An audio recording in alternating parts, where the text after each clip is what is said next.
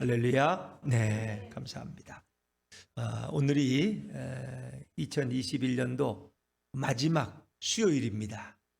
여러분 마지막 수요 예배 나오셨고 이제 또 이틀만 지나면 이제 또 송구영신 예배를 드리고 새해를 맞게 됩니다.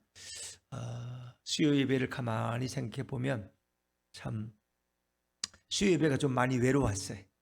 그래도 이렇게 지금 이제 그 몇 달 사이에 수요 예배가 많이 부흥돼서 이렇게 고정 멤버가 좀 늘어났다는 게 너무 감사하고 이렇게 또 아이들까지 나와서 물론 쟤들은 뭐 노느라고 정신이 없겠지만 그래도 하여튼 또 온 가족이 나온다는 게 얼마나 감사해요. 요즘 수요 예배 나오는 아이들은 없어요. 전국적으로 봐도 집에서 혼자 놀겠다 그러고 텔레비 보겠다 그러지 안 따라 나와. 근데 저 아이들은 아주 순수한 애들이야. 때가 묻지 않은 거예요. 요즘 아이들이 바쁜데 자기도 카톡 보낼 때도 많고 전화할 때도 많은데 왜 교회를 내가 왜 오냐는 거예요. 그런 아이들의 마음속엔 교회 오는 게 즐겁고 행복하고 또 교회 밑에 또 이렇게 또 무인 자판기도 있고 또 세븐일레븐이 있어서 또 그거 들렸다가 또 방앗간에 들려가는 참새처럼 또 뭔가를 요구할 수 있는 또 그런 게 참 즐거움이죠. 그래서 참 우리 아이들이 이렇게 교회를 가까이 하는 것은 참 너무 좋은 일이다. 우리가 새해에는 우리 수요 예배가 정말 2배로 부흥하는 역사가 있을 줄로 믿습니다. 그래서 맨날 소원이 그냥 찬송 좀 시원하게 부르면 좋겠어.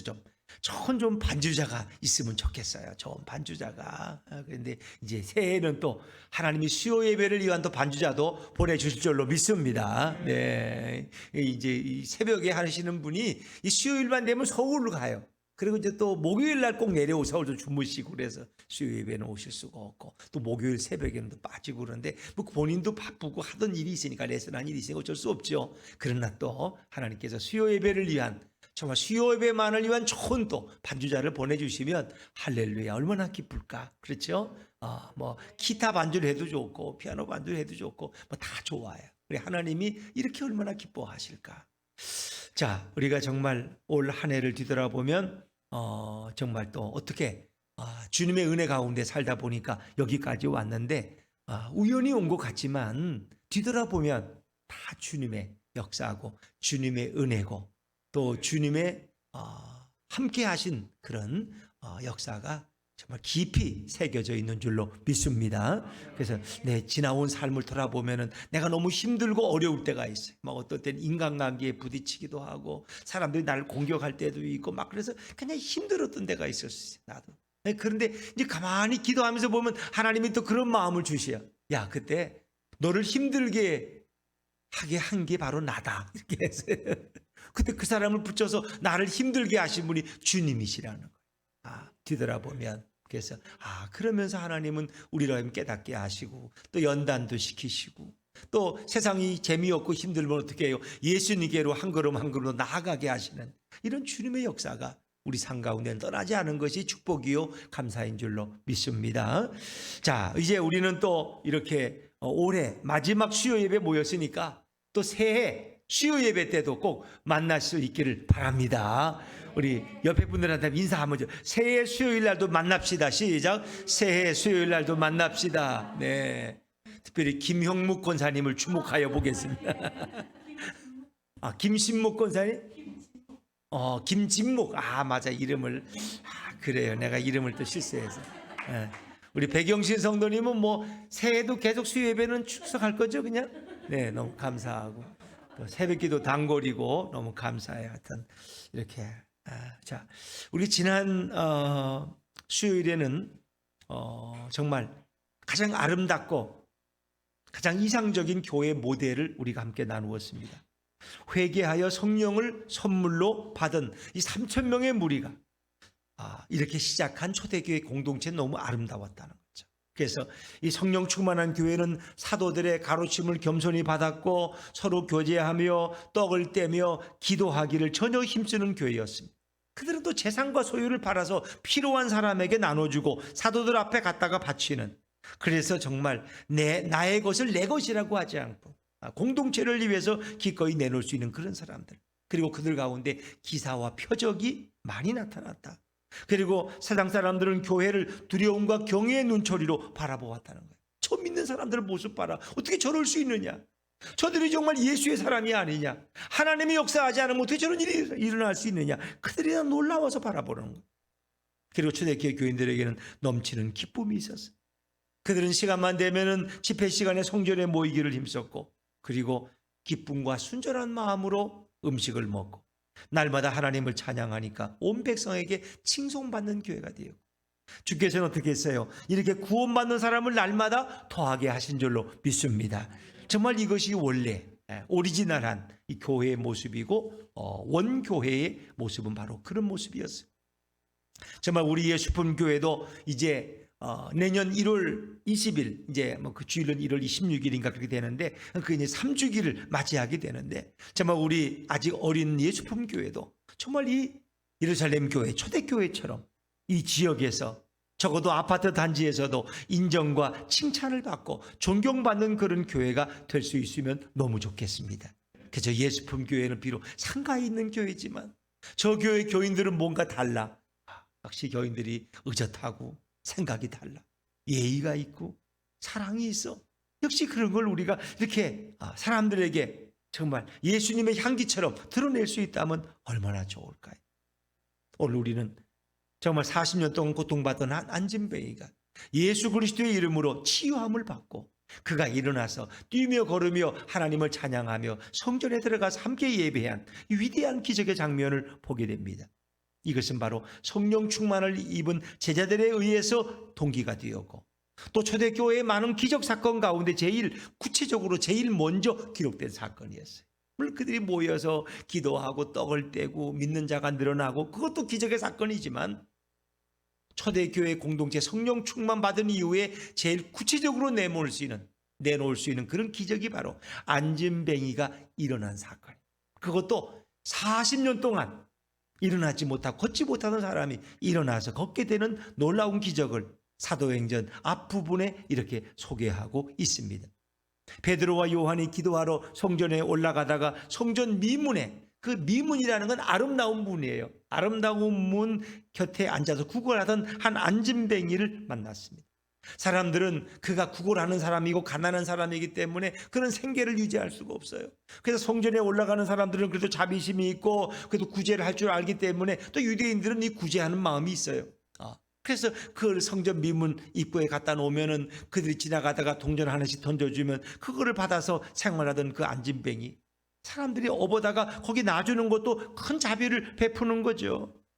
자, 그렇게 해서 그가 거기에 앉아 있는데 이제 예배 드리러 가는 많은 사람들 가운데 이 베드로와 요한이 있었다는, 그들이 베드로와 요한을 발견하고는 베드로와 요한의 얼굴을 바라보면서 주목하는 거예요. 그러면서 뭔가 자신들에게 동전을 던져주기를 그들은 기대하는 눈초리로 베드로와 요한을 바라봤던 거예요. 그리고 안진뱅이는 베드로와 요한에게 아마 구걸의 손을 벌렸을 거예요. 근데 사도들은 그를 보고 그냥 지나갈 수가 없었어요. 우리를 보라 하며 그가 이제 베드로와 요한을 바라보니까 베드로와 요한은 말합니다. 은과 금은 내게 없거니와 내게 있는 이것을 내게 주노니 곧 나사렛 예수 그리스도의 이름으로 일어나 걸으라. 할렐루야. 이렇게 선포했더니, 그리고 나서 그의 안진뱅이의 오른손을 잡아 일으켰는데 팔과 발목이 40년 동안 걷지 못하던 그가 팔과 발목이 힘을 얻고 기뻐 뛰며 하나님을 찬양하며 성전으로 들어간 줄로 믿습니다. 정말 이 놀라운 기적의 장면을 통해서 오늘 우리는 함께 은혜를 나눠보려고 합니다. 자, 먼저 우리는 이 기적이 일어난 시간과 장소에 주목하려고 하는 것입니다. 자, 먼저 우리 1절 말씀을 다시 한번 읽어볼까요? 1절입니다. 시작. 제9시 기도 시간에 베드로와 요한이 성전에 올라갈새. 제9시 기도 시간. 유대인들은 하루 3번 기도합니다. 우리가 이제 터키 같은 데 이렇게 하면은 이렇게 그들이 이렇게 거기는 무슬림들을 많기 때문에 그 무슬림들 종을 치잖아요. 새벽 시간, 낮 시간. 그래서 그 시간에는 무슬림들은 그 종치는 쪽이나 어떤 그들의 그 이스탄불 성전을 향해서 돌아서 거기다 절을 하잖아요. 뭘 하다가도 거기다 절하는 시간을 가져. 시간을 정해놓고 이렇게 하여튼 그 소리가 참 묘해. 하는 소리가 이렇게 나와. 그러면 다 일하다가도 그냥 그쪽을 보고 엎드려. 아주 엎드려. 그냥 하루에 몇 번씩. 참 놀라워. 근데 유대인들 전도서에도 기도하는 시간이 있어요. 오전 9시, 오전 12시, 오후 3시 3번이에요. 3시. 근데 오늘 제9시 기도 시간이에요. 제9시라는 것은 9시, 12시, 오후 3시 중에 어디에 해당될까요? 오후 3시에 해당됩니다. 대단하시네. 거기 어디 잘 줄을 쳐놓으셨는지 메모를 해주셨는지 너무 잘 아시네. 그래요. 오후 3시에 이렇게 기도하러 가는 습관을 가지시다. 근데 오늘 베드로와 요한도 이 아름다운 기도의 전통을 그대로 가지고 있었다는 거예요. 그들은 성전 가까이 있던 사람들은 성전으로 모였고 멀리 떨어져 있던 사람들은 성전을 향해서 기도하는 거예요. 바벨론 포로로 끌려갔던 다니엘이 어떻게 해요? 그 예루살렘 쪽을 향해 창문을 열고 하루 3번 기도하잖아요. 참. 근데 그들은 그걸 철저한 거예요. 심지어 자기가 이렇게 위기에 올무에 빠질 만큼 위험한 상황에서도 자기를 고발한 상황에서도 시간을 지켜서 그들은 창문을 열고 다니엘이 예루살렘 쪽을 향해 기도하는 모습을 볼 수 있어요. 그래서 초대교회 사도들은 유대교회의 이 기도하는 아름다운 전통을 버리지 않습니다. 그대로 이어갑니다. 그래서 우리 기독교는 유대교로부터 우리 새롭게 개혁해서 예수님 중심으로 이제 예수님을 메시아로 받아들이고 이렇게 새로 차별화된 종교지만 유대교는 뭐 구원이 없잖아. 예수를 믿지 않으니까. 그러나 그들의 그 기도하는 아름다운 풍습은 초대교회가 그대로 받아들였다는 것이. 그래서 우리는 어떤 사건을 볼 때 나쁜 것만 보고 무조건 부인하면 안 돼요. 거기에도 배울 점이 있고 거기에도 본받을 만한 점이 있는 것입니다. 어떤 장부도 다 잘못하는 정부는 없어요. 잘못하는 면도 있지만 잘하는 것도 있어요. 그럼 다음 정부는 그 잘하는 것은 배워가고 발전시켜 가야 돼. 그런데 앞에 정부가 했다고 무조건 다 폐기시키면 안 돼요. 그건 잘못하는 거예요. 그렇게 개인적인 감정으로 이렇게 하면 안 돼요. 잘한 것은 더 이어나가고 또 잘못하는 것은 고쳐나가고 이렇게 해야지 우리나라가 발전이 있는 거예요. 자, 오늘 사도들도 마찬가지예요. 베드로와 요한은 이 좋은 전통을 그들의 삶 속에서 실천하고 있었다는 것입니다. 성령 충만을 입은 사도들은 그 충만함을 유지하기 위해서 정기적으로 시간을 정해놓고 기도했다는 것입니다. 규칙적인 기도 생활은 그들이 매일 주님과 동행하는 삶을 살았음을 우리에게 보여주고 있습니다. 또 규칙적인 기도 생활은 그들의 삶의 질서와 끊임없는 경건의 훈련이 있었음을 알 수 있습니다. 우리도 마찬가지예요. 그래서 우리가 예배를 주일날 한번 드리면 되죠. 그러나 그렇지 않잖아요. 수요 예배라는 것도 있고 또 어떤 교회에서는 금요일 또 심야 기도회로 모이기도 하고 그 다 모일 수는 없지만 그래서 수요 예배라는 것은 일주일의 중간쯤 3일 예배라고 부르죠. 3일 저녁에 우리가 모여서 또 어떤 교회는 또 낮에 예배드리는 교회도 있고 왜 밤에 나올 사람이 없으니까 낮에 또 주부들만 모여서 예배드리는 경우도 있고 그러는데 그래도 우리는 이렇게 밤에 또 나오실 수 있어 너무 좋고 만약에 11시에 오전에 드렸다 그러면 여기 못 나올 사람 많잖아요. 직장 나가는데 어떻게 나오겠어. 그래서 그때 11시에 안 드리고 이렇게 저녁에 드리는 게 참 잘했다 또 그런 생각도 들어요. 이렇게. 그렇지 않습니까? 그래서 우리가 시간을 정해놓고 이렇게 하나님 말씀을 가까이 자주 접하는 거예요. 더더욱 매일매일 우리가 새벽 기도에 또 나와서 말씀을 듣고 하루를 시작하는 것도 굉장히 의미 있는 일이죠. 그래서 이 규칙적인 기도 생활은 예수님과의 친밀한 교제로 우리를 인도해 가는 것입니다. 그래서 이 기적은 기도하러 올라가다가 생긴 일임을 우리는 생각해야 돼, 주목해야 됩니다. 기도는 무언가 사건을 일으키는 것을 믿으시기 바랍니다. 기도는 기적을 잉태하는 것입니다. 우리가 기도하기 할 때 기도는 우리 인생의 어떤 변화를 일으킬 수 있습니다. 우리가 기도하기 시작할 때 하나님도 일하기 시작한다는 사실을 우리는 기억해야 됩니다. 우리가 기도에 손을 모을 때 하늘에서도 역사가 시작되고 있다는 것입니다. 생각하는 사람은 몇 사람을 움직일 수 있지만 기도하는 사람은 하나님의 보좌를 움직일 수 있는 것을 믿으시기 바랍니다. 기도란 이와 같은 것입니다. 기도란 다이나마이트와 같은 것입니다. 기도란 놀라운 기적을 만들어가는 것입니다. 그래서 우리 이장로님 보면 주로 이제 이렇게 직장이 또 이렇게 불규칙하시니까 꼭 낮에 이렇게 와서 정기적으로 기도하시는 거예요. 와서 낮에 와서 꼭 또 기도, 이 예배당을 지키는 너무 또 아름다운 일이죠. 우리가 어쨌든 자기에게 맞는 시간을 정해놓고 매일매일 규칙적으로 기도한다는 것은 매우 중요한 거예요. 왜? 기도란 하나님과 나와의 친밀한 교제임에도 하고 또 동시에 하나님께 우리의 부족함을 아뢰고 하나님의 도움을 구하는 겸손한 요청이기 때문이다 하는 것입니다. 사랑하는 여러분, 기도할 때 하나님은 하늘문을 여시고 기도할 때 하나님은 인간에게 복을 부어주는 것을 믿으시기를 바랍니다. 찬송 361장에 보면 이런 찬송이, 기도하는 이 시간 주께 무릎 꿇고 우리 구세주 앞에 다 나아가네. 믿음으로 나가면 주가 보살피사 크신 은혜를 주네. 거기 기쁨 있네. 기도 시간에 복을 주시네. 고난 내 마음속에 기쁨 충만하네. 할렐루야. 기도 시간에 복을 부어주십니다. 우리가 뭐 그렇다고 뭐 꼭 어떤 복 받기 위해서 기도하는 건 아니죠. 하나님의 그 친밀한 교제 안에, 말씀 안에 거하는 것이 너무나 행복한 인생인 거죠. 기도 시간에 복을 주신. 그래서 그들이 기도하다가 이런 기적을 수많은 사람 앞에서 드러내게 되는 거죠. 또 이 기적이 일어난 장소가 바로 성전 앞뜰이라는 거예요. 성전을 들어가는 바로 그 미문 앞이라는 거예요. 성전뜰과 같은 거예요. 성전은 하나님 앞에 기도하는 것이요, 예배하는 장소입니다. 인간과 하나님이 만나는 그곳에서 오늘도 어떤 사건들이 일어나고 있다는 것입니다. 인간과 인간의 만남도 어떤 경우는 그의 삶을 바꿔놓을 수 있어요. 요즘 이렇게 제일 불행한 만남 있잖아요. 그 어떤 남자친구를 만났는데 이게 처음에 만났을 때의 모습이 달라. 몇 달을 사귀어 보니까 굉장히 폭력적이고 아주 무서운 사람이야. 그래서 자기 별로 마음이 안 내켜서 헤어지려고 했더니 너 나 안 만나면 내가 그냥 안 두겠다. 떠나다니고 스토커가 되고 계속 괴롭히고 협박하고 칼을 들이대고, 참 불행한 만남. 그렇죠? 그 남자는 자기 일 싫다면 그냥 그만둬야지. 그런데 꼭 그 여자는 자기 여자가 돼야 된다는 거예요. 그래가지고 어떻게 그 여자를 죽이려고 왔다가 그 여자는 없으니까 그 집에 들어와서 그 어머니와 여동생을, 남동생인가요? 잔인하게 죽이는 일은 얼마나 불행해요. 불행한 만남이, 잘못 만났더니 인생이 그냥 비참해진 거야. 자기 부모, 자기 동생 죽이고 나는 이제 무슨 낯짝으로 살겠어요. 참, 남자친구 잘못 만났다가. 그래서 사람도 만나는 것도 잘 만나야 되는 거야. 잘못 만나면 내 인생이 이렇게 망쳐지는구나. 참 안다. 요즘 뭐 그런 일이 너무나 많아요. 너무나 많아요. 참 인간과의 만남도 하나님이 축복하실 때 그것이 아름다운 만남이 될 줄로 믿습니다.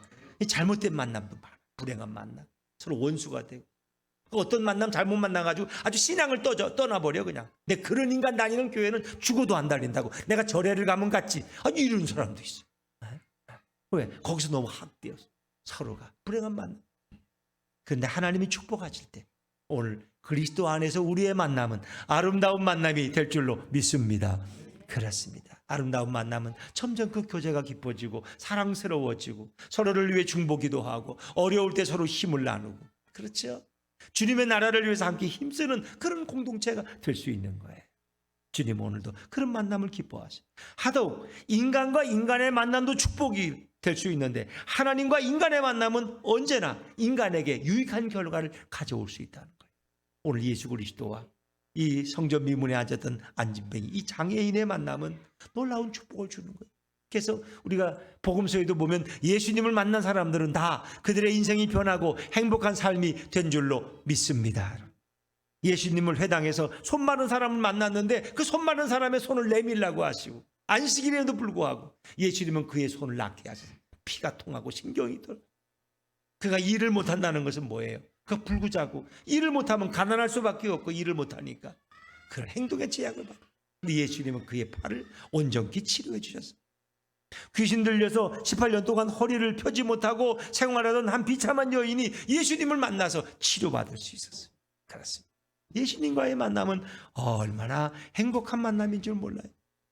솔로몬은 성전에 나가서 처음 그가 왕이 돼서 자신은 아직 어리고 미숙하다고 지혜를 달라고 1000번제를 하나님 앞에 드리는데, 하나님을 만나러 갔더니 하나님은 그에게 뭐예요? 부와 수와 귀와 구하지 아니한 것까지 다 받았고 거기다 지혜까지도 하나님은 덤으로 주셨잖아요. 여러분 그렇습니다. 우리가 시간을 쪼개어서 이렇게 하나님의 집에 나와서 예배의 자리에 나와서 주님을 만날 때 항상 우리 인생에 플러스가 되고 유익이 될 줄로 믿습니다. 이 시간과 장소, 기도하는 시간, 그리고 이 하나님을 예배하는 그곳에서 하나님은 역사하셨고 일하고 계신다는 거예요. 자, 두 번째로 우리가 묵상할 것은 이 기적은 베드로와 요한에 의해서 이루어졌다는 거예요. 이 기적의 장소에는 누가 있었느냐? 베드로와 요한이 있었어요. 예수님이 제일 사랑했던 제자 중 세 사람인데 베드로와 요한과 누구예요? 야고보. 이 세 명이 늘 주님의 사랑을 받았어요. 예수님이 특별한 곳에 갈 때는 늘 세 명의 제자만 데리고 변화산에 올라갔어요. 베드로와 요한과 그리고 야고보만 데리고 올라간 이런 일들이 많이 있어요. 여러분, 믿음의 사람들이 함께 있을 때, 함께 기도할 때 거기서 늘 좋은 일들이 일어나고 있다는 것입니다. 그렇습니다. 그들은 유월절 준비위원으로 마가의 다락방을 찾아가서 예수님이 유월절을 지내는 일에 미리 준비했던 사람들이, 그리고 예수님의 십자가 가장 가까이까지 따라갔던 제자들이 바로 베드로와 요한이었어요. 예수님은 심지어 요한에게 그렇잖아요. 어머니 마리아를 부탁하잖아요. 요한아, 이제부터 너의 어머니라. 요한이. 그래서 요한이 예수님의 어머니 마리아를 자기 어머니처럼 모시고 살았다는 거 아니에요. 그래서 요한이 장수했어요. 제자 중에 제일 장수했다는 거 아세요?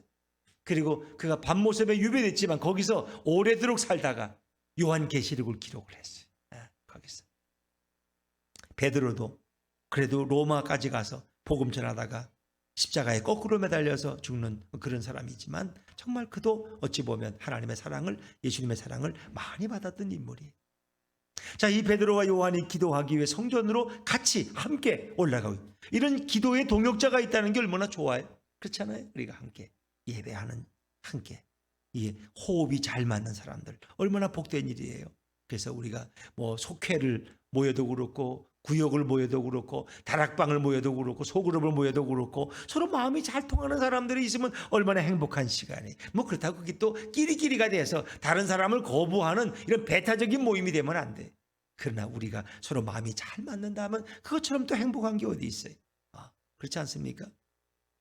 정말 교회에서도 우리가 서로 마음을 잘 합칠 때 아름다운 교회예요. 예수님이 베사다 광야에서 이렇게 오병이어의 기적을 행할 때도 거기 누가 있었어요? 안드레가 있었어요. 빌립하고는 말이 안 돼요. 이 사람들에게 먹을 걸 주라. 우리가 뭘 어떻게 먹을 걸 줘요? 빵도 구할 수가 없을 뿐더러 이 사람들을 다 사 먹이려면 300데나리온 어째 떡이 필요한데 이 빌립하고는 얘기가 안 되는 거야. 그런데 안드레는 가서 누군가에게 먹을 것이 있는 걸 찾다가 한 소년의 오병이어를 가지고 예수님께 가지고 나온 거예요. 이런 안드레와 같은 사람이 있었기 때문에 예수님은 그 오병이어를 놓고 축복기도 하시고 축사하시고 나눠줄 때 5,000명이 먹고도 12광주리가 남는 기적이 일어날 수 있었던 거예요. 어디에도 이렇게 다 아름다운 신앙의 호흡이 맞는 사람들이 있어요. 바울이 빌립보에 가서 아무도 아는 사람이 없는데 성령의 인도를 받아서 배를 타고 마케도냐의 처성인 빌립보에 가서 거기서 누굴 만났어요? 하나님이 루디아라는 여인을, 자주장사, 옷감장사를 만나게 했어요. 비단장사를. 그래서 그 여인과 대화하다가 그 여인이 하나님을 사모하는 여인이었고 그 집에서 예배를 드리면서 최초의 빌립보 교회가 탄생할 수 있었던 거예요. 다 이렇게 서로가 호흡과 마음이 맞는 사람들이 하나님의 역사를 이루어 나가는 거예요. 그렇습니다. 이 기적의 출발점은 베드로와 요한이고 이 기적의 동기는 한 영혼에 대한 뜨거운 사랑과 관심이었던 것입니다. 지하들은 성전 미문에 앉아있던 이 불쌍한 사람, 이 거린을 보고 그냥 무관심하게 지나칠 수도 있었을 거예요. 아니면 동전 몇 푼을 던져주고 갈 수도 있었을 거예요. 하지만 우리는 하루를 살아가면서 수많은 사람들을 부딪히고 수많은 사람들을 만나지만 대부분은 무관심하게 지나가는 경우가 얼마나 많습니다. 나는 지금 바쁜데, 난 저 사람과 무슨 상관이 없는데 하고 그냥 지나칠 수 있어요. 근데 베드로와 요한은 오늘 그 불쌍한 거린을 그냥 지나치지 않았어요. 아마 어떤 성령의 감동 가운데 그들은 그냥 지나칠 수가 없었을 거예요. 성령께서 베드로와 요한에게 너희가 저 사람에게 뭔가 은혜를 베풀어야 되지 않겠느냐, 너희가 뭔가 은혜의 통로가 되어야 되지 않겠느냐 하면 어떤 그 마음에 어떤 부담감을 주셨을 거예요. 그래서 동전을 구하는 그 안진뱅이 거린의 내면 속에서 그가 오랜 세월 동안 이 죄와 장애의 고통 속에서 몸부림치는 한 간절한 인간의 절규를 베드로와 요한은 들을 수 있었을 거예요. 저 사람은 그냥 지나쳐서는 안 되겠구나. 저가 지금 뭔가에 억눌려서 저렇게 고통스러운 인생을 살고 가는데 이렇게 그냥 둘 수가 있지. 그럴 수 없다는 거예요. 그를 향한 어떤 영혼에 대한 사랑, 어떤 긍휼한 마음이 있지 않았겠습니까? 아주 오래된 얘기인데 옛날에 아주 세상을 떠들썩하게 했던 지존파 아세요? 지존파? 지존파. 어르신들은 다 아실 거예요. 하도 유명한 4인조가 3인조가 1995년 1995년 11월 2일 이분들이 사형 집행을 다 당했어요. 근데 그들은 아주 조직을 만들고 아주 이렇게 집을 아지트로 해서 무기까지 다 준비해서 주로 백화점을 드나드는 사람들의 그 명부를 하다가 돈 많은 사람들을 주로. 왜? 너무 가난하게 살았으니까 돈 많은 사람에 대한 증오심이 있어. 그 돈 많은 것들은 다 죽여야 돼. 그냥 잔인하게 죽여야 돼. 그냥 이런 마음들, 세상에 복수하는, 그게 자기들은 어찌 보면 일종의 정의를 실현한다고 생각할지 모르겠어요. 그런데 그들이 다 이렇게 수많은 사람들을 잔인하게 죽였어요. 야, 한두 명이 아니에요. 그런데 그들이 교도소 가서 이렇게 수감 생활을 하는데 나중에는 정말 세례받고 예수님을 영접하고 참여하면서 눈물 흘리며 마지막 최후를 맞이했어요. 때로는 자신들의 시승을 그들은 기증했고, 김기환이라는 사람은 범죄에 아지트로 사용된 자기 집을 교회로 바쳤어요. 교회를 여기 세워달라고, 자기 집을. 그리고 김현양이라는 사람은 나 같은 죄인 살리신을 부르면서 그런 단두대에 그 줄에 매달려서 결국 주님의 품으로 갔어요. 이런 이 정말 짐승 같은 이런 사람들이 어떻게 변화되어지고 어떻게 예수를 믿고 구원을 받았을까? 이것은 이 젊은이들을 정말 사랑했던, 영혼에 대한 사랑과 관심을 가졌던 사랑의 교회, 지금 대통령 후보 나간 그 이재명이가 아니고 사랑의 교회 이재명 집사라고 있어요. 이름은 그 이슬비 전도 편지 같은 이런 사랑의 편지를 하는 분들인데, 이분들이 이 지존파들을 향해서 기도하다가 우리가 그들을 찾아 만나자, 그리고 그들에게 편지를 보내자. 그래서 3명의 집사님이 의기투합이 돼서 그 3사람에게 매일 편지를 한 주에 한 번씩 보내고, 그리고 가서 방문하는 거예요. 처음엔 그들이 거부하죠. 그러나 계속해서 면담을 하고 그들을 위해 기도하고 그러면서 그들의 마음이 열려지는 거예요. 복음을 증거하고 사랑을 증거하면서 그들이 회개하게 되고 새로운 사람 되잖아요. 그 무슨 장로님이죠? 여보, 박효진, 누가 안 해서 박효진이라고 그러잖아요. 박효진 장로님, 그분이 그 교도관으로 오랫동안 계셨잖아요. 지금 은퇴하셨는데 그분이 정말 수많은 그 살인범들을 회개시키고 그들에게 복음을 증거하고, 그리고 그들과 껴안고 알고, 그들이 사형대에 미칠 때 박효진 장로가 직접 가서 그들을 위해 축복기도 해주고 그들의 목에다가 밧줄을 걸고 그들의 시신을 친히 이렇게 해서 잘 해서. 근데 그 박효진 장로님 저희 제가 섬기던 교회에서도 와서 한번 간증하시는데 정말 그렇게 예수 믿다 간 형제 이 얼굴을 보니까 천사의 얼굴이야. 그 바둥바둥 목이 메여서 의자에서 떨어져 가지고 그래 죽었는데 다른 사람들 보면 시퍼렇게 다 지옥에 가기 싫은 그 괴로운 모습으로 죽었는데 그 형제들 보니까 얼굴이 천사 같아. 죽었네. 그렇게 편안하게 찬송 부르다. 참 놀라우네. 그것이 다 그 박효진 장로님이 가졌던 그 영혼에 대한 사랑, 예수님의 마음이 있기 때문에 그 사형수들을 불쌍히 여기고 그들을 찾아가서 위로해주고 기도해주면서 그들에게 복음을 증거한 거예요. 참 감사하지. 언제 박효진 장로님 한번 모셔서 한번 좀 간증을 좀 들어야 될 것 같아. 장로님인데 참 그분이 대단해. 아주 보니까 아주 성경에 대한 지식도 대단하고요. 좀 유튜브에 들어가면 박효진 장로님의 아주 그 예전과 또 더 달라요. 예전에 그때보다 더 아주 성령 충만해지신 걸 볼 수 있어요. 이 기적을 일으키는 데는 베드로와 요한의 믿음도 있었다는 거예요. 그들은 나사렛 예수 그리스도의 이름으로 일어나 걸으라고 소리친 후에 그냥 지켜보고만 있지, 일어나나 안 일어나나 두고 보자 아니에요. 7절에 보니까 오른손을 잡아 일으켰다는 거예요. 자, 우리 6절과 7절 한번 다시 읽어봅니다. 시작. 베드로가 이르되 은과 금은 내게 없거니와 내게 있는 이것을 내게 주노니 나사렛 예수 그리스도의 이름으로 일어나 걸으라 하고 오른손을 잡아 일으키니 아멘. 그렇습니다. 일으켰어요. 오른손을 잡아 일으켰어요. 오른손을 잡아 일으켰어요. 이 중요한 거예요. 왜? 그들이 믿음이 없었다면 그 생각을 못해. 믿음이 없이는 일으킬 수가 없어. 뭐 이렇게 했다가 안 일어나면 어떡할 거예요? 그런데 그들의 마음속엔 믿음이 있었어요. 주님의 그 감동 가운데 일어날 줄로 믿고 예수 그리스도의 능력을 믿는 믿음 가운데서 선포하고 예수의 이름으로 선포하고 오른 손목을 잡아 일으킬 때 그들이 펄떡 일어나는 기적을 체험하게 됐죠. 역시 이게 중요한 것 같아요. 믿음이에요. 이스라엘 백성이 요단강을 건너갈 때 하나님께서 어떻게 했어요? 법궤를 앞세워요. 법궤를. 그래서 그 법궤가 이제 요단강에 닿는 순간 첫 발을 디딜 때 법궤를 맨 제사장들이 촉발을 디딜 때 아직도 물은 흐르고 있는 거예요. 그러나 그들은 믿음으로 그 넘실대는 그 요단강을 건너가는 거예요. 그럴 때 그 물이 잦아들기 시작하는. 그래서 이스라엘 백성이 다 걸을 때까지 그들은 어떻게 해요? 그 요단강 중앙에 복개를 맨 채로 그냥 기다리는 거야. 그래서 그들이 200만이 다 걸어간 다음에 그들은 다시 이제 마지막으로 거기서 나오는 거예요. 여러분, 요단강이 갈라질지 안 갈라질지 누가 알겠어요? 하나님이 말씀하시니까 믿음으로 건넜더니, 믿음으로 그 물에다 발을 담갔더니 그 물이 갈라지기 시작했다는 것입니다. 오늘 베드로는 안진뱅이의 손을 왜 잡아 이렇게만 했을까? 여러분, 안진뱅이는 스스로 일어날 힘이 없어요. 몇십 년 동안 앉아만 생활했기 때문에 일어날 힘이 없어요. 하나님이 회복시켜도 못 일어나. 그래서 오른손을 잡아 일으킬 때 그가 베드로의 힘을 의지해서 일어났을 거예요. 40년 동안 굳어버린 그의 다리, 이미 체념하고 포기한 그의 의지, 절망감, 영적 장애를 가지고 얻어먹고 살고 남에게 의지하는데 익숙한 그의 삶의 태도, 어느 것 하나도 일어날 조건을 가지고 있지 않습니다. 그러나 말씀을 선포하고 그를 잡아 일으킬 때 안진뱅이가 팔과 발목에 힘을 얻고 일어날 수 있었습니다. 이런 우리들에게도 이런 영적 장애가 있을 수 있어요. 영적 장애. 나는 뭐 교회는 나가지만 하나님이 정말 그렇게 살아계실까? 정말 하나님의 역사가 그렇게 일어날까? 난 도체가 그게 믿어지지가 않아.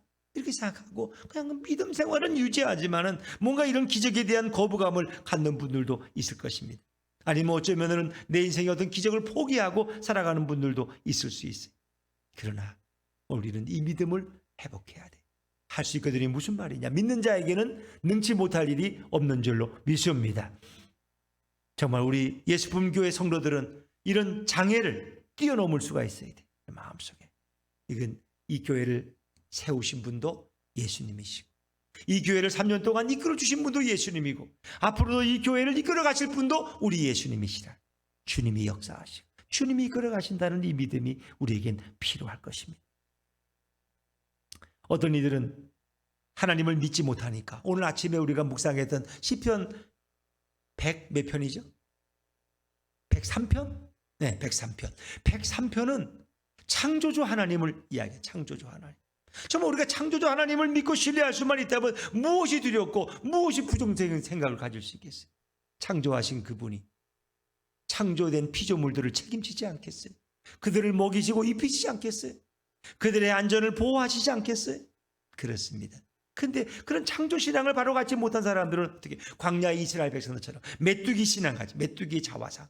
그래서 가나안 땅에 들어가 보니까 저들은 성이 견고하고 그들은 키가 장대 같은데 우리는 그들에 비하면 메뚜기와 같아. 메뚜기 자화상. 자기를 메뚜기로 비하시키는 이런 잘못된 믿음. 그렇죠? 아마 교회에 대해서도 우리가 그런 마음을 가지고 있어요. 우리는 아직 약한 개척교회인데, 그렇죠? 우리는 뭐 무슨 부유한 사람이 부자가 나오는 그런 교회도 아닌데, 또 아파트 단지 안에 있어서 뭐 우리는 그냥 이렇게 조그만 교회인데, 뭔가 이렇게 또 지금은 코로나 때인데 뭐 지금 어떻게 하는, 뭔가 이렇게 뭔가 자꾸 우리는 뭘 이렇게 하는 것에 대해서도 스스로 장애를 가질 수도 있어요. 그러나 우리 예수품교회 성도님들은 예수님으로 충만하게 무장하고 또 예수님 주시는 믿음으로 무장해서, 비록 교회는 사이즈가 작다고는 할지 모르지만 우리의 믿음은 저 지리산보다 더 높고 백두산보다 더 높을 줄로 믿습니다. 히말리아 산을 따라 히말리아 산을. 우리의 믿음은 숫자가 중요한 게 아니에요. 예수님이 그 교회의 주인 될 수 있다면 우리는 몇 명이 모여도 큰 역사를 일으킬 수 있는 교회가 될 수 있는 거예요. 코로나의 위기 속에서도 우리는 얼마든지 주님의 도구로 쓰임받을 수 있고 선교를 위해서도 우리가 헌신할 수 있는 거예요. 정말 우리 모두가 예수 그리스도 안에서 할 수 있다는 그 확신 있는 믿음을 가지고 정말 새해에는 더 아름답게 전진하는 그런 성도와 교회가 되기를 주의 이름으로 축원합니다. 마지막 이 기적은 나사렛 예수 그리스도의 이름을 통해서 일어났다는 것입니다. 6절에 보니까 은과 금은 내게 없거니와 내게 있는 이것을 내게 주노니 나사렛 예수 그리스도 이름으로 일어나 걸어라. 은과 금은 내게 없거니와. 진짜 은과 금이 없었을까요? 진짜 진짜 없어질 것 같아요. 왜? 베드로와 요한은 주머니에 아무것도 가지고 있지 않았을 거예요. 왜? 초대교회는 모든 물질을 공동으로 관리했기 때문에 사도들은 굳이 개인적으로 어떤 것을 소유할 필요가 없었을 것이에요. 또 그러면 사도들이 이렇게 부유했겠어요? 오히려 그들에게 은과 금이 없었기 때문에 이 일이 안진뱅이에게는 더 놀라운 축복이 될 수 있었어요. 아마 베드로와 요한이 은과 금은 내게 없거니와 이렇게 말할 때 안진뱅이는 실망했을 거예요. 아니 저 사람들이 이렇게 아무것도 없어 돈도 없나? 오늘 이거 허탕이구나. 그래서 5절에 보니까 그가 그들에게서 무엇을 얻을까 하여 바라보거늘. 뭘 좀 얻으려고 바라봤는데 은과 금은 없다는 거예요. 그래서 실망할 순간이었어요. 근데 사실 사도들은 더 좋은 것을 이 안진뱅이에게 선물했어요. 한 번 쓰고 없어질 은과 금이 아니라 영원한 생명을 약속할 예수 그리스도의 이름을 선물한 줄로 믿습니다. 구원을 선물했고 그의 인생의 회복을 선물했어요. 하나님은 종종 우리 인간들이 원하는 것을 주시지 않으시고 그에게 필요한 것을 주셔요. 우리가 필요한 걸 주시지 않고 하나님이 보실 때 우리에게 꼭 필요한 걸 주셔요. 이 참 인간이 원하는 걸 주시지 않고 하나님은 그에게 꼭 필요한 걸 주십니다. 진정 이 안진뱅이에게 필요한 건 뭐예요? 일어나서 걸어가는 거. 일어나서 걸어. 은과 금이 아니에요. 그러나 안진뱅이는 일어나 걷는 걸 이미 오래전에 포기한 사람들이. 그러나 하루하루 다른 사람에게 구걸하고 동정을 구하고 그 적선으로 살아가는데 익숙해 있던 그런 사람들. 영적인 안진뱅이고 그 삶의 불구자라고 할 수 있어요. 그러나 이 안진뱅이의 모습은 바로 이제 예수님을 만나서 그들이 불구자가 아니라 그런 회복된 인생을 살아갈 수 있다는 것입니다. 사도행전 4장 22절에 보니까 이 표적으로 병나은 사람은 40여세나 되었더라 그랬어요. 그래서 우리는 추측하기를 이 사람은 40년 동안 태어나자마자부터 안진뱅이였을 것이다. 40년 동안 그는 안진뱅이를 지낸 사람. 한 번도 걸어본 적이 없는 사람. 안진뱅이는 발과 발목을 전혀 쓸 수 없는 그런 사람. 신경이 죽었고 마비 증세를 일으켰을 것입니다. 오늘날도 영적인 안진뱅이가 있지. 육신적 안진뱅이도 두려운 것이지만 영적인 안진뱅이도 많아. 죄의 권세에 포로되어서 꼼짝달싹 못하는 인생들. 양심이 마비되어서 그렇게 범죄하면서도 하나님의 음성을 듣지 못하는 인생들. 늘 예배당을 밟지만 누군가의 도움이나 이끌림이 없이는 자기 혼자의 믿음으로 예배하러 나올 수 없는 그런 자들. 영적인 장애자들이죠. 봉사할 다리에 힘이 없고 예배에 나올 그런 능력이 없는 사람들. 그렇죠? 교회에는 이런 영적 장애자들도 생각외로 많을 수도 있을 거예요. 이제 사도들은 예수 그리스도의 이름으로 걸으라고 선포할 때 그 안진뱅이의 인생이 180도 바꿔지는 거예요. 예수 그리스도의 이름은 정말 놀라운 이름 아닙니까? 예수 그리스도의 이름은 먼저 귀신을 제어하는 능력, 귀신을 추방할 수 있는 능력의 이름이라는 거예요. 마가복음 16장 10절에 보니까 믿는 자들에겐 이런 표적이 따르리니 곧 저희가 내 이름으로 귀신을 쫓아내며 새 방언을 말하며. 그 예수님 말씀이에요. 저희가 내 이름으로 귀신을, 누구의 이름? 예수님의 이름으로 귀신을 쫓아낸다 그랬어요. 새 방언을 말하며 믿는 자들에게 이런 표적이 따를 것이다. 귀신을 추방하는 능력이 예수의 이름이. 또 예수 그리스도의 이름은 병자를 치료하는 이름이. 병자를 사도행전 4장 3절에 보니까 손을 내밀어 병을 낫게 하시었고 표적과 기사가 거룩한 종 예수의 이름으로 이루어지게 하옵소서. 우리 사도행전 4장 30절 한번 찾아서 읽어볼까요? 사도행전 4장 30절 한 장만 넘기시면 있죠. 사도행전 4장 30절 같이 읽죠. 시작. 손을 내밀어 병을 낫게 하시었고 표적과 기사가 거룩한 종 예수의 이름으로 이루어지게 하옵소서 하더라. 손을 내밀어 병을 낫게 하옵시오. 표적과 기사가 누구의 이름으로? 예수의 이름으로. 예수의 이름으로. 병자를 치료하는 이름이 예수의 이름. 예수의 이름. 마가복음 10장 18절에 보니까 내 이름으로 병든 사람에게 손을 얹은 즉 나으리라. 할렐루야. 그런가 하면 예수의 이름은 구원을 주시는 이름이에요. 사도행전 4장 10절에 보니까 다른 이로서는 구원을 받을 수 없나니 천하 인간의 구원 얻을 만한 다른 이름을 우리에게 주신 일이 없음이니라. 사도행전 4장 12절 한번 또 읽어볼까요? 사도행전 4장 12절 바로 옆에 있죠. 같이 읽죠. 시작. 다른 이로서는 천하 사람 중에서 구원을 받을 만한 다른 이름을 우리에게 주신 일이 없음이라 하였더라. 아멘. 예수님의 이름만이 우리에게 구원을 주시는, 다른 이름 없어요. 예수 외에는 구원이 없어요. 그 분명한 거예요. 그건 타협할 수 없는 것입니다. 또한 예수의 이름은 하늘과 땅의 모든 권세를 가진 이름이에요. 마태복음 28장 18절에 보니까 예수께서 뭐라고 말씀하셨어요? 하늘과 땅의 모든 권세를 아버지께서 내게 주셨다는 거예요. 하늘과 땅의 모든 권세를 가진 이름이 예수의 이름이에요. 오늘 우리에게는 무엇이 필요할까요? 바로 예수 그리스도의 이름이 필요한 것입니다. 교회는 은과 금이 없어도 괜찮아요. 돈이 없어도 괜찮아요. 또 그렇게 말했다가 또 제가 또 돈이 없을 땐 또 사실 걱정도 해요. 다음 달엔 또 어떻게 하나. 근데 그래도 돈이 좀 부족하다고 느낄 때도 하나님이 늘 이렇게 또 놀라운 방법으로 채워주시더라고. 갑자기 노회에서 뭐 재난지원금을 또 100만 원 준다고 그러고 또 어디 또 아는 또 뭐 권사님이 또 뭐 목사님 생각이 나서 보낸다고 또 뭐 200만 원을 보내겠다 그래서 또 보내. 이거 참 놀라워. 그래서 하나님은 이렇게 역사하시는구나. 역사하시는구나.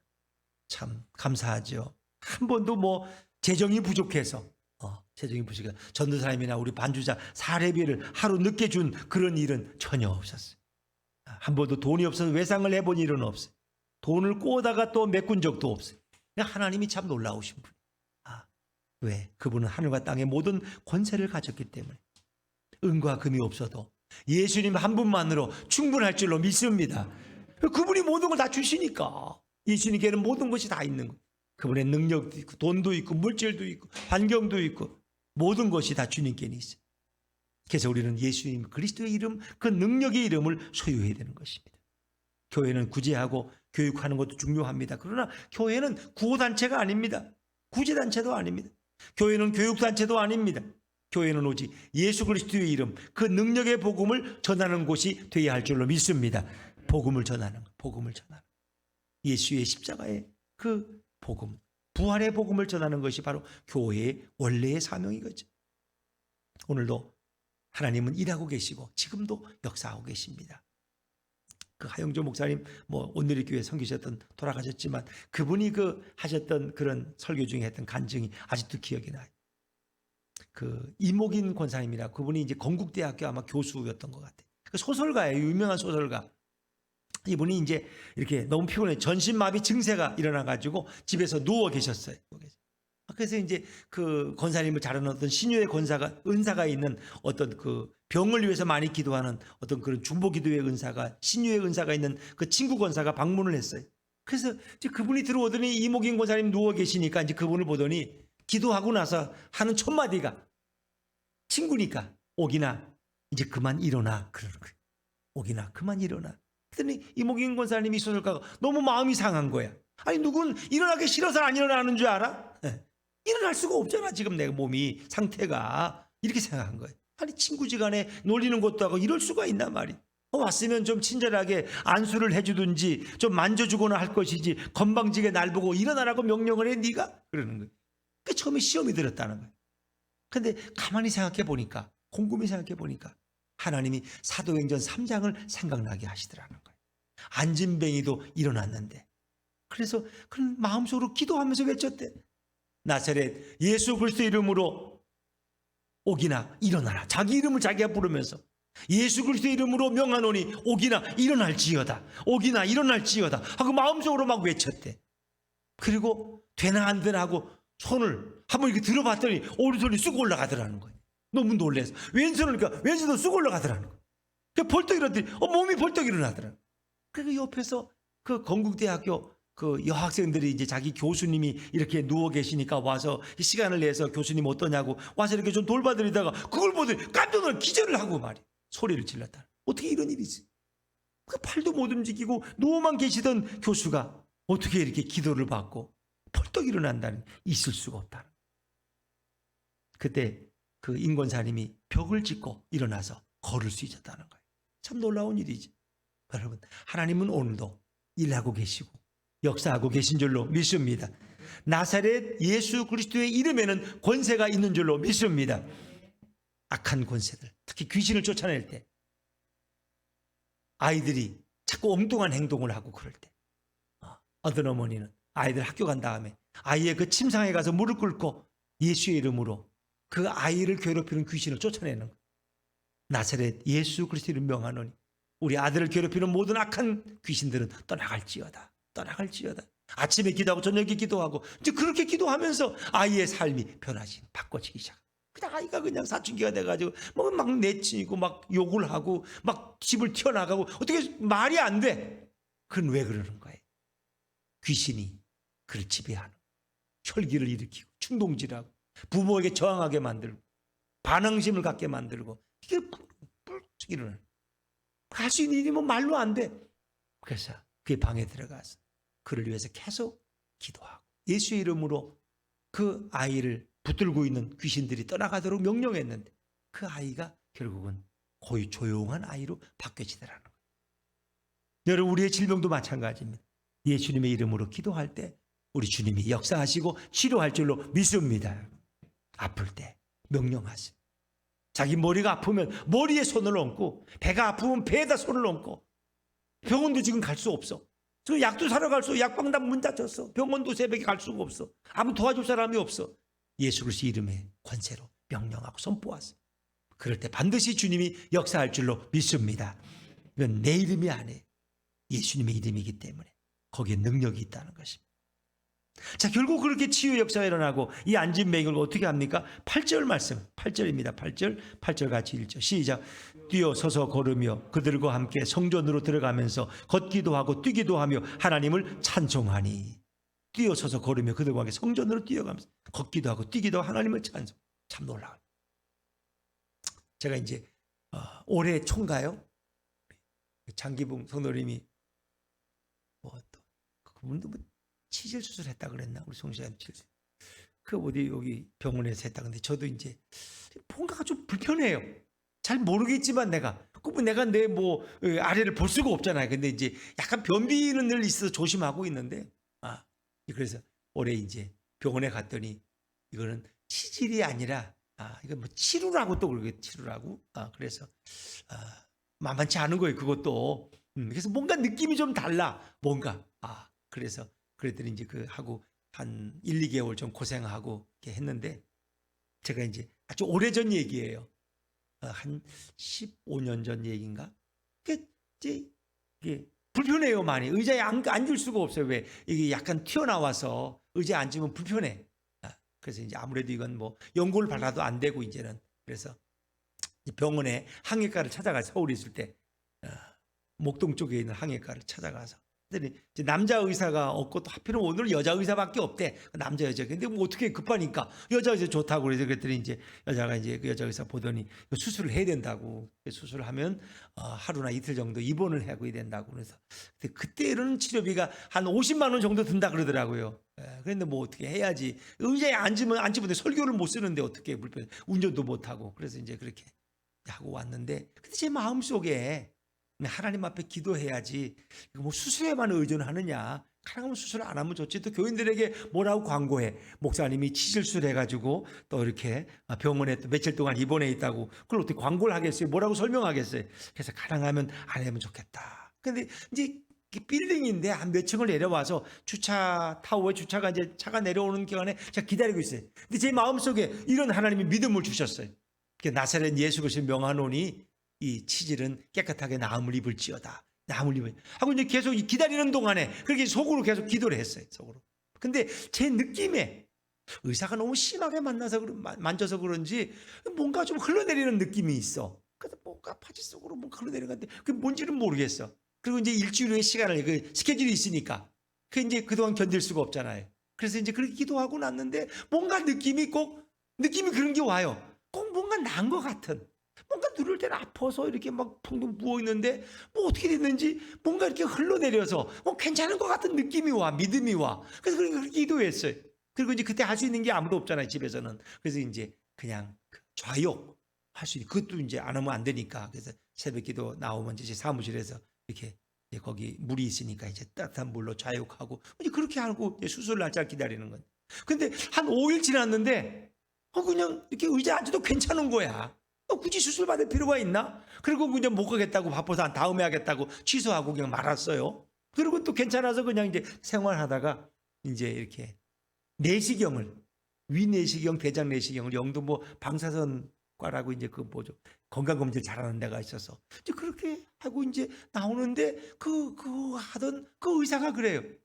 보면서 제가 이제 귀에 들려. 근데 저한테 물어. 여기 혹시 뭐 치질 수술을 하셨어요? 그래서 아니 수술을 하려고 날짜를 잡았다가 일정이 안 돼서 그냥 안 했다 그랬더니 치질 수술한 흔적이 남아 있는데요. 그렇게 하는 거지. 왜 항문을 통해서 대장 내시경을 보니까 이제 그분이 그렇게 이제 수면 내시경 하는데 그런 얘기하는 생각이 나요. 그래서 난 수술도 안 했는데 왜 치질 수술을 했다 그러지?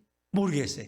하나님이 수술하셨는지 하여튼 그 후로 뭐 매년 또 잘 살다가 이제 그것도 치질이 아니고 치료를 또 처음 이제 지금 제 생애 처음으로 이제 수술을 하고 이제 그랬는데 여러분 저는 그래서 몇 번 그런 주님이 이렇게 도와주시고 역사하시고 예수의 이름에는 권세가 있구나 하는 그런 생각도 하고 제가 몇 번 이제 간증을 한 일도 있습니다.